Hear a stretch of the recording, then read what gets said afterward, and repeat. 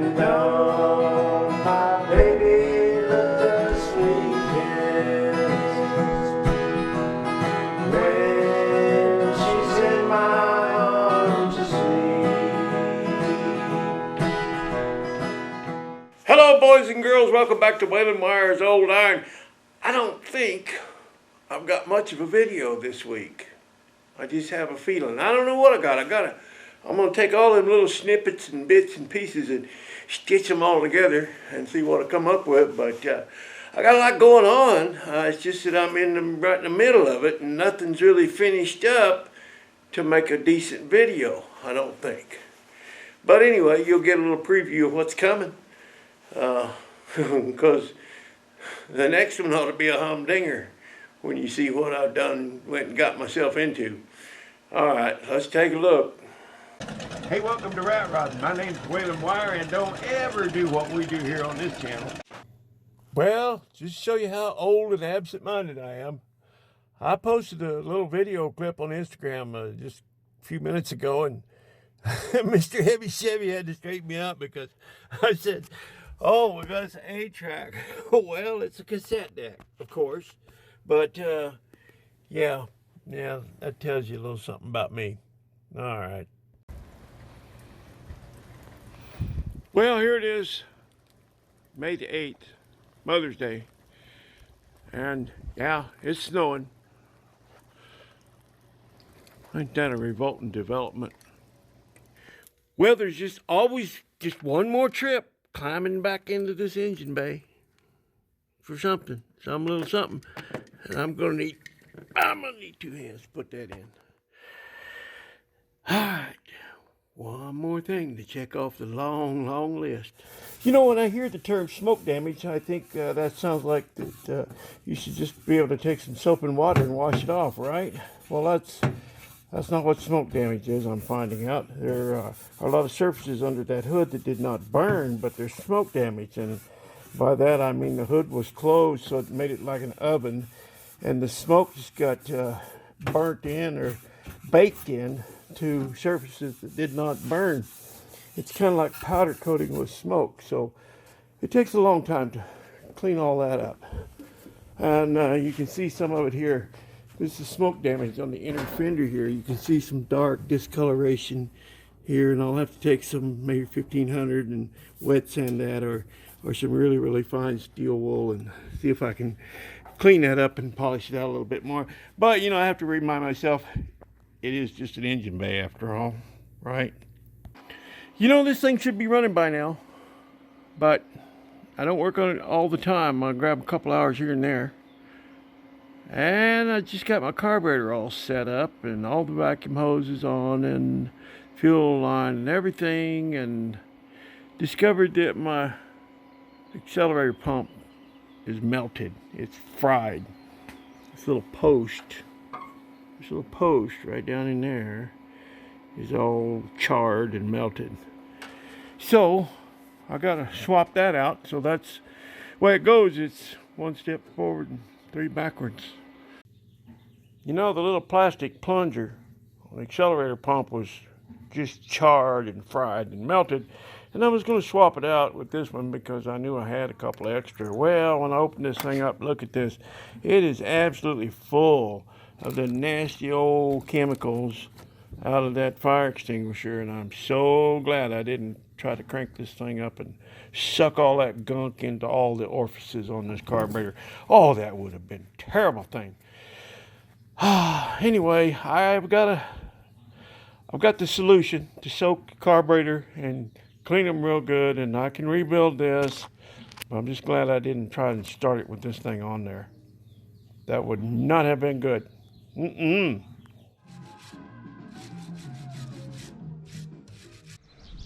Okay, fellers and fellerettes. Man, look at this day, would you? Oh, boy, I could live here. Hey, it's another adventure day. Yeah, we're going to go on a little adventure. Got a little something to look at. Y'all want to come along? All right. Oh, what a nice day. We finally got some good weather. start raining again though. Hope it don't snow.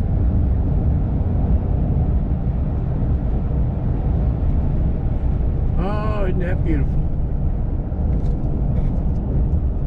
Oh, where are we? Well, we're inside an old motorhome. We're looking at this 454, a 454. That's what I'm looking for my 79 Chevy short box. Well, there's a little more to the story, and I'll get into that here in a minute. So I was out here yesterday. I wanted to hear that engine fire up. I brought a battery and some gas and some tools and the things I need to start a rig. I've done this before.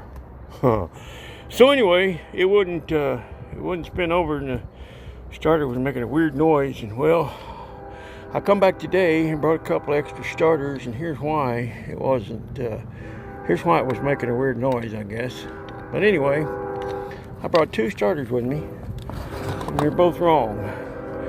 You see the bolt pattern? This one's straight across, this one's staggered, and I think this is clocked a little bit too. And this one isn't pretty well vertical. Anyway, it's the wrong starter. And I got two of them. I got two wrong starters. Ain't that good? Yeah.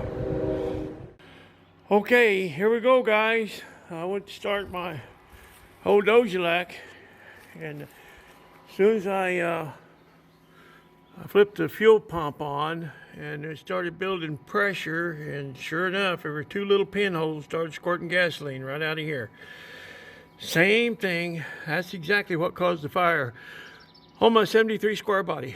Like I say, kind of sick about it.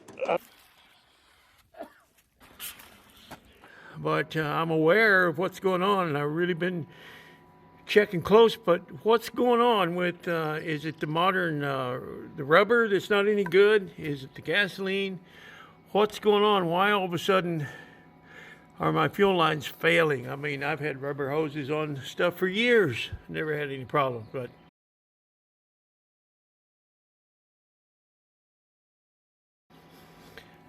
means I'm gonna have to go to metal lines. This is not good. At least I didn't catch on fire. I was paying attention, you know.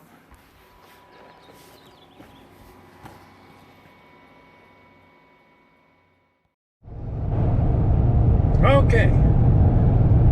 On yet another trip, yet another attempt to fire that 454 that's in the motorhome, I found out that the starter in my Dojelac is the same one. So I don't mind having one in inventory. I could have just borrowed it off of there, but well, I saw the issue with the fuel, and I don't want to deal with that, or don't have time to deal with that right now if I want to try and get this engine. So I bought a starter because, like I said, I don't mind having it in inventory now that I know that the Dojelac takes the same thing. And if this engine's good and I wind up buying it, well, I'm going to need the starter anyway. So we're going to take another stab at it. Here we go. One more trip, one more try, one more time.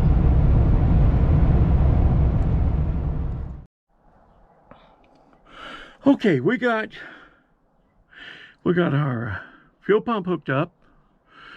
We got a fresh gas supply. We're not pulling dirty fuel out of that old tank. We got power to the fuel pump. It should quieten down. I don't know why it's not. It's awfully noisy. When it picks up fuel, they usually quieten down.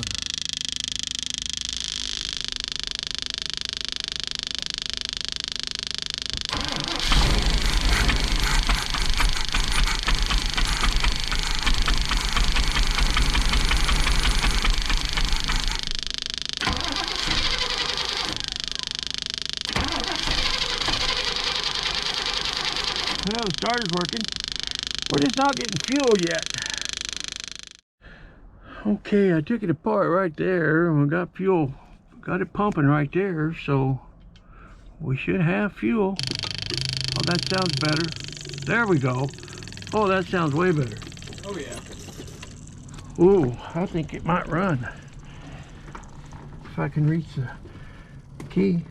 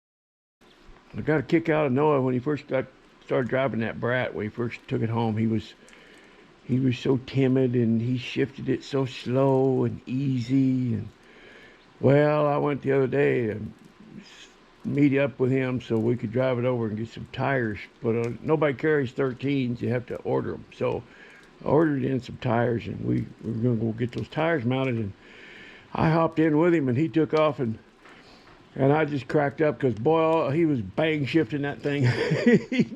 he got over that shy spell after he drove it for about a week. And he was flat getting with it. It was pretty funny.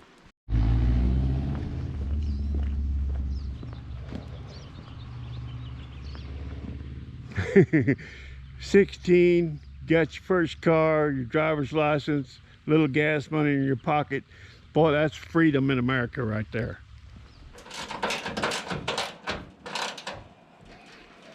Got to build a hold down strap for that, unless I can find one on a rig around here somewhere.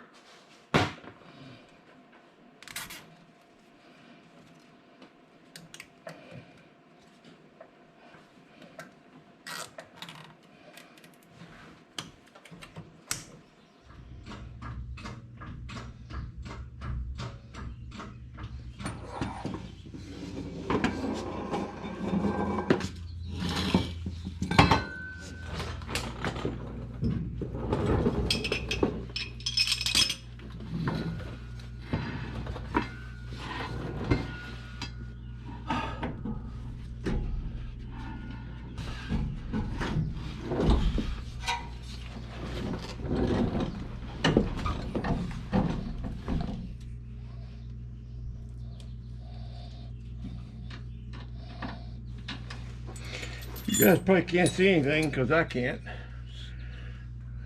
Light shining right in my eyeballs. So I'm going to do it by braille. That's part of mechanicking, ain't it? That's just part of wrenching. Do it by braille.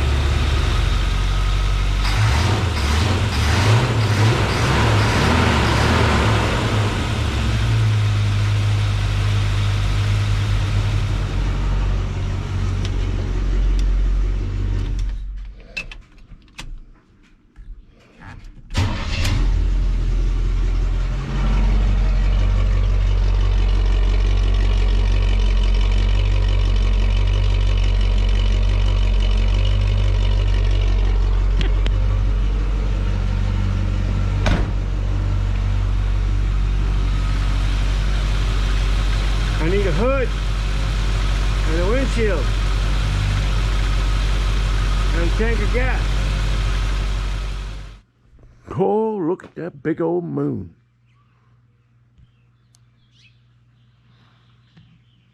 If I knew how to run this camera, I could zoom in, but I don't.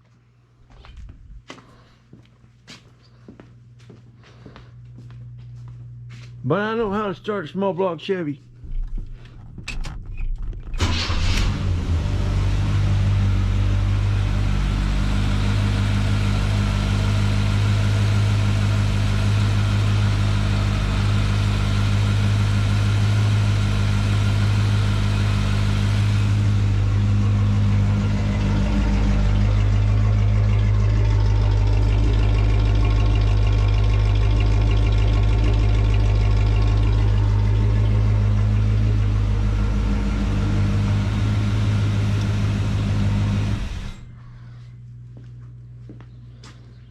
Well, a couple more weeks.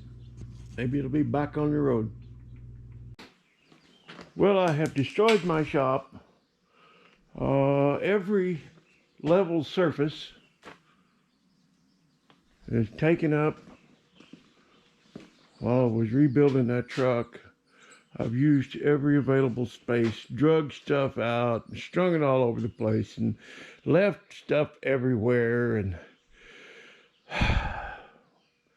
so now, do I clean my shop for the next couple hours, or do I go work on a video? Well, it's a dilemma, ain't it?